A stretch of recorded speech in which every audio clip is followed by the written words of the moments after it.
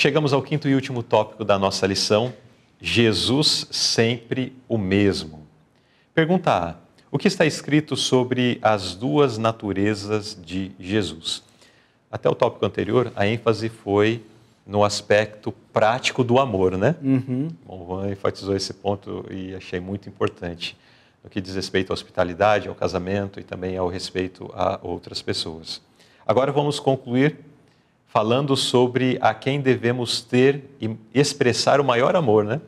Como uma resposta do amor também que ele expressou para conosco. O que está escrito acerca das duas naturezas de Jesus? É interessante, Lucirley, quando nós abordamos sobre as duas naturezas de Jesus. E esses comentários eu vou deixar lá para o final. Mas quando a gente fala sobre as duas naturezas de Jesus, nós estamos falando do Filho do homem e, ao mesmo tempo, do Filho de Deus.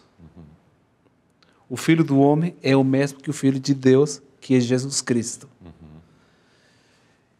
Ele, antes de vir ao nosso planeta, para cumprir o plano da redenção, ele já existia. Ele era Deus. Sempre foi Deus, nunca deixou de ser Deus. Sempre foi Deus, o Deus divino. Ele, quando veio, tomou a natureza humana. Mas a natureza divina, será que ele perdeu? Não, estava nele, lá, oculto. Então, essas duas naturezas, tanto a humana como a divina, como diz a nota, pela sua humanidade, Cristo tocou a humanidade, o propósito. Pela sua divindade, ele se aposta do trono de Deus, como filho do homem, deu-nos um exemplo de obediência. Como filho de Deus, dá-nos o poder para obedecer. E aí, segundo a nota, e segundo os versículos, ele vem falando, tanto o profeta Isaías, falando sobre o nascimento de Jesus, o apóstolo João, no evangelho dele, frisando sobre Jesus Cristo. Eu acho bem interessante, cada evangelho ele tem uma direção, ele tem um foco, e especialmente João, o foco dele é apresentar Jesus como Deus, como Deus. E aí ele começa assim, falando que no princípio era o verbo, mas quem é esse verbo? Não conclui, esse verbo é Deus também. Quem é o verbo? Jesus Cristo. Por ele foram feitas todas as coisas. Então, colocando ele como Deus. Sempre existiu esse Deus, Jesus.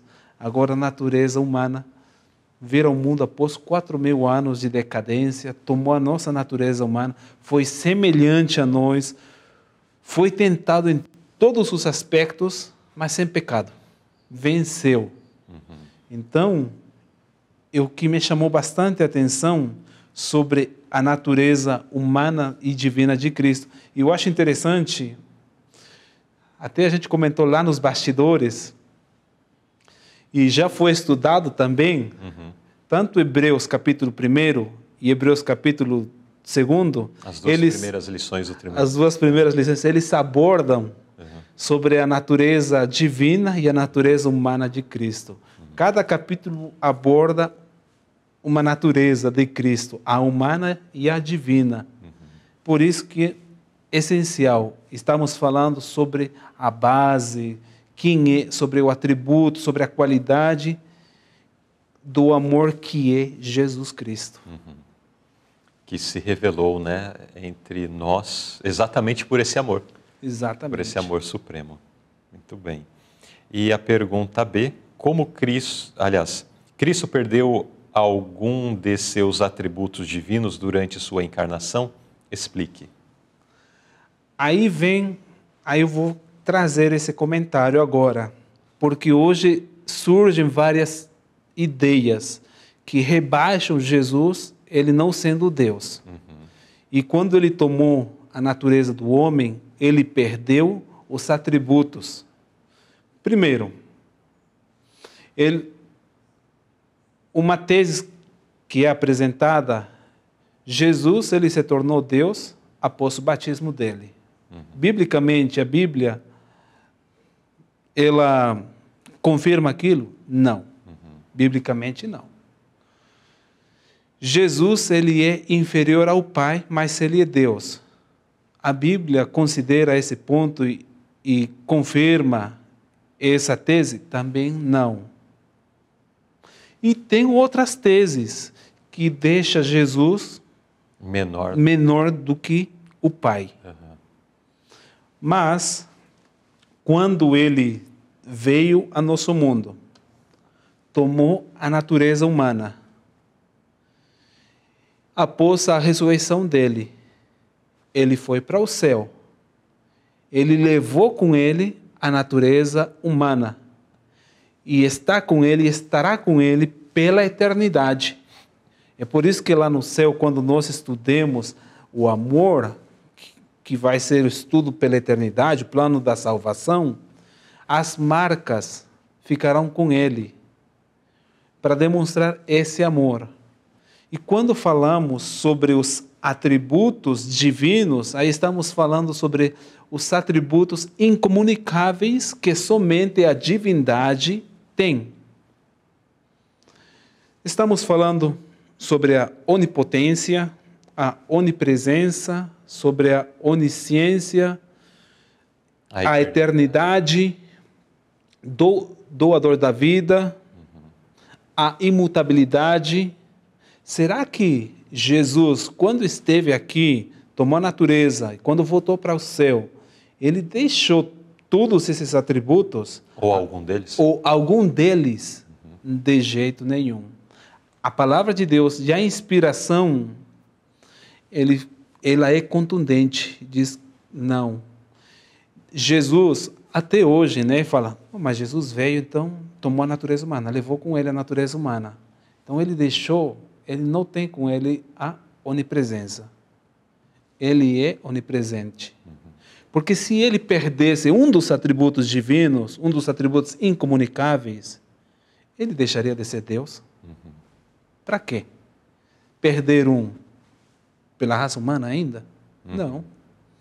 Estão com ele todos os atributos divinos. Todos eles que nós mencionamos estão com ele, porque ele é Deus. Jesus é Deus. Como Paulo, aos Hebreus, ele conclui, Jesus Cristo é o mesmo ontem, hoje e eternamente. Falando da natureza dual, natureza humana divina, Deus é Deus, Jesus é Deus, e ele está hoje com todos os atributos divinos. Exato. E até uma frase da nota ainda confirma, né, especialmente sobre a questão da onipresença, ele é infinito e onipresente. Aqui não está falando que ele era infinito antes da sua encarnação, ele era infinito e onipresente. Ele está falando hoje. Esse texto foi escrito recente, né? Aí, pouco mais de 100 anos atrás. Então, já dentro desse contexto pós-encarnação de Cristo, que é afirmado que ele é infinito e onipresente, ou seja, ele está em todos os lugares. Os atributos divinos não podem ser contidos num corpo humano, né? Não. Foi velado durante a encarnação de Cristo, mas eles não podem ser restrito e contido, porque no momento em que nós limitamos Deus em qualquer um dos aspectos da sua grandiosidade, deixa de ser Deus. E Cristo não deixou de ser Deus, né? Como o próprio texto que tu acabou de ler, 13:8 de Hebreus, é o mesmo ontem, hoje e eternamente. Juan, para fechar essa lição, que apelo você gostaria de dirigir a todos os nossos internautas? Então, queridos, nós estamos concluindo a nossa 13ª lição do trimestre. E a palavra de Deus, na carta de Paulo aos Hebreus, no capítulo 13, ele veio nos trazendo sérias advertências, porque Deus nos ama. E o principal de todos, o amor que é a base de tudo, que é o fundamento do governo de Deus. Se nós formos amorosos, amarmos a Deus e ao nosso próximo, nós vamos ser hospitaleiros. Nós vamos honrar o nosso casamento. Nós vamos respeitar os nossos líderes, principalmente Jesus.